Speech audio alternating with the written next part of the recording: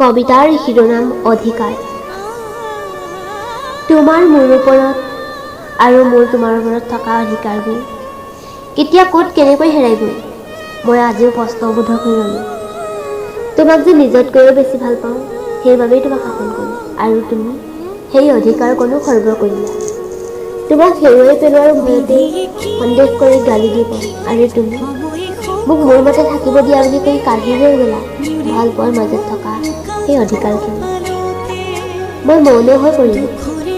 কি ক'ম তোমাৰ কষ্ট সহ্য কৰিব নোৱাৰো বাবে তোমাক বুজাবলৈ যাওঁ আৰু তুমি ক'লা মোৰ জীৱন মোৰ কথা। তোমাৰ স্বাধীনতা কাঢ়ি অনা নাছিলোঁ, কেৱল তোমাৰ অকণমান মৰমৰ বাবে শাসন কৰিছিলোঁ। এয়া চাগে তোমাৰ প্ৰতি থকা ভাল পোৱা। তোমাৰ সংবিধানৰ কেৱল এটি অধিকাৰহে বিচাৰিছিলোঁ, পোৱা নাছিলোঁ হৃদয়ৰ সংবিধানখন সলনি কৰিবলৈ। তুমি বুজি কিয় নোপোৱা? এবাৰ মোৰ কথাও ভাবিবাচোন। মোৰ হৃদয়ৰ আকাশে বতাহে কেৱল তুমি আছা এটি সৰু অনুভৱ। ধন্যবাদ।